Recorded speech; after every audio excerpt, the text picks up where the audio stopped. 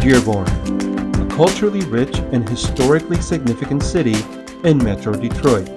Known for its vibrant Arab American community, its deep ties to the Ford Motor Company, and its strong educational institutions, including the University of Michigan, Dearborn. Because of its nearly even partisan balance and the razor thin margins in both 2016 and 2020, Michigan was widely regarded as a pivotal swing state in the 2024 presidential election.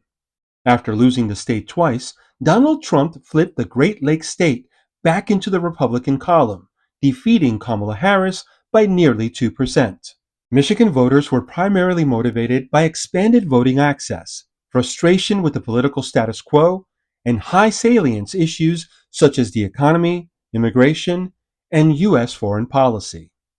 Turnout rose significantly in 2024, driven in part by early voting options and strengthened by robust voter education efforts, including first time voter engagement and culturally confident outreach initiatives led by the Arab Community Center for Economic and Social Services. The Arab American National Museum, the first and only museum in the United States dedicated to documenting the Arab American experience, serves as a cultural anchor connecting communities to Arab American history, art, and identity. It's there where I met Rima Merouet, director of the National Network for Arab American Communities at Access. People ask, how does the civic engagement work fit into what Access does? And one of the things we do, our overall goal is to build power with families, right? And that's not power for the sake of power. That is power because we want families, and it doesn't matter where you come from. We want families to have the power to understand how they can change the situation for themselves and for their children to create a better world. For more than 50 years, Access has served the community through programs that function as a comprehensive civic empowerment ecosystem. Its work helps Arab American, immigrant, and refugee families understand how U.S. civic systems operate, navigate them effectively, and participate with confidence. We provide services in supporting families to get housing, or supporting families to get access to food security, or to healthcare. That is part of our civic engagement work, because what we are doing is talking to families about, as you are growing as an immigrant to arrive to a more stable position, you're building this life in the United States, you have access to these resources, some of them provided by the government. When those resources are taken away, you need to be paying attention to that, because these are barriers, these become even greater barriers for your success. And so when we are providing these resources, we want people to not only understand where those resources are coming from, but we also want them to understand when those resources are taken away, how does that happen, right? How is government involved in providing these resources? And when they're taken away, how does that happen? At the center of this civic landscape is the University of Michigan Dearborn, where the Office of Student Life Civic Engagement Program plays a key role in preparing young people to participate meaningfully in public life. So Turnout is our student organization here on campus. We focus on all aspects of democratic engagement, so voting education, voting registration, all of the things to get ready to vote, excited to vote, and prepared to vote. Feeling good. I sat down with Janae James and students who lead programs connecting students with nonpartisan voter education, community partnerships, and hands-on opportunities to learn how government systems work. I would say civic engagement, especially in relation to democracy, is very important in college campuses in general, because college students are the next generation, like the upcoming citizens. For Dearborn specifically, I would say it's because we have a very diverse campus, and people have very different opinions on things, and they all deserve to be heard in a way, and they should know how to make their opinions have an impact. And I think the best way to do that is through voting. Always been kind of well known that students are lower turnout rates, and I think that's something that can be addressed. So that's why I think our work is so important. Just continuing to have student engagement, especially with the midterm election coming up. The more people we can get involved, the better. So I think it's great to have everyone's voice heard. Just because you're a student doesn't mean that you shouldn't have your voice. And I think it's very important for politicians especially to start tailoring their work towards students as well, not just the older people who vote more. In a city shaped by immigration, activism, and strong tradition of civic participation, UM Dearborn's approach helps students, many of them first-generation voters, build the knowledge, confidence, and skills needed to engage in local and national issues. I try to connect with students about what is important to them in their community. Even if students aren't interested in voting, there's something in the community that they are passionate about, whether it be the environment or data centers or something is happening that they're interested in. And I really tell them always the way to make your voice heard is to vote about it. It's to go to these meetings and talk about it and to just know more about it. So even if you aren't interested in voting, where can I get you literature about this, or how can you engage in it and also get your peers engaged in it? A lot of students on this campus, a good amount of our students are international or they are traveling students. So they don't have the ability to vote here in the U.S. It doesn't mean that they aren't able to be educated on issues that still affect them. So we tell that often, especially to international students that come to our events. Even if you can't vote on the issue, you should still be educated on the issue because it still will affect you. Even if you're only here on campus or in America for a year, 2 years, a few years, you're still affected. You still have the ability and you should still know what's going on in your community. Students say they're feeling the weight of a political climate defined by division and fatigue.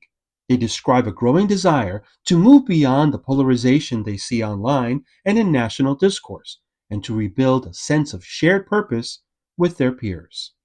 We're definitely going through a test of democracy right now, but I would say that our efforts and the state of Michigan's efforts especially are promising, because we have seen Michigan is one of the higher states with voter turnout, and I think that's one of the only ways to make democracy even healthier is to just continue having voter turnout, because without voter turnout then there really is no democracy. I would say democracy to me is everyone getting the chance to have the world, or at least their immediate, locality, look the way they want it to be, in a way. So I should have I should have a chance to be able to express how I want the world to be.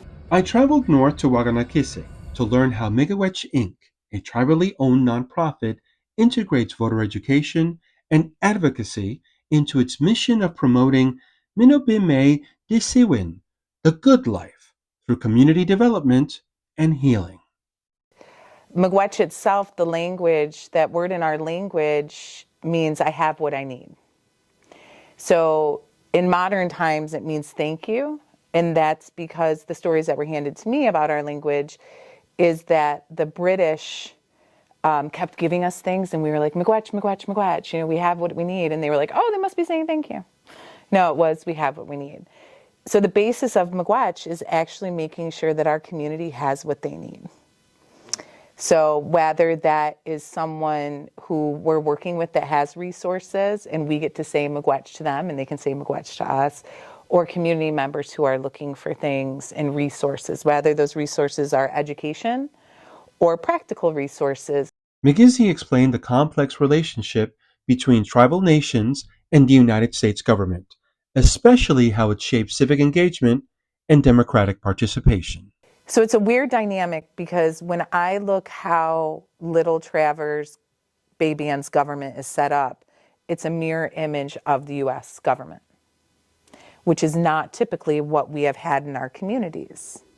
So for the last, 30 years, we've had a government that reflects the United States instead of a government that reflects what our people are used to. So now we have tribal governments who are mimicking the U.S. government, which is out of line for our cultural tenets. What happens with oppressed people is they often start reflecting their oppressor. So it is a very weird situation to be in as a tribal person, walking in both of those places while advocating for tribal people to be heard when our tribal governments aren't even involved in that. But I also see tribal people starting to understand the connect that They can't just be involved in tribal politics. They have to walk in both worlds and start being involved in greater American democracy. Otherwise, they're going to start losing the rights as natives as a whole. As someone whose family and community endured the trauma of the boarding school era, an era marked by forced assimilation, cultural suppression, and deep generational harm, Meredith McGeezy explained the deeper historical forces shaping Native civic participation. I actually went to Holy Childhood. I went to the last Indian boarding school run by the Catholics in the United States. About actually 100 years ago this year, citizenship was forced on tribal folks. So a lot of people are like, forced on? Yes, because we have our own governments. There's over 570 tribal nations in the United States. We all had ways of operating before the United States came in. We have ways of operating with the British, the French, the Spanish, the Portuguese, everyone, right? So it's very, very hard in Michigan's Indian country, because I can talk about Michigan's Indian country, when you have folks from our community, our tribal community, who repeatedly have had U.S. policies take away their indigeneity, take away their culture, their language, commit genocide, like flat out genocide, to then participate in a system as an active participant when forced citizenship happened, right? So it's a really weird dynamic. At a moment when civic engagement is both increasingly urgent and increasingly complex, Miigwech Inc., Access, and UM Dearborn show how community-rooted organizations can work in parallel to build a more informed, empowered, and engaged electorate. In Michigan's Lower Peninsula, I'm Miigwech.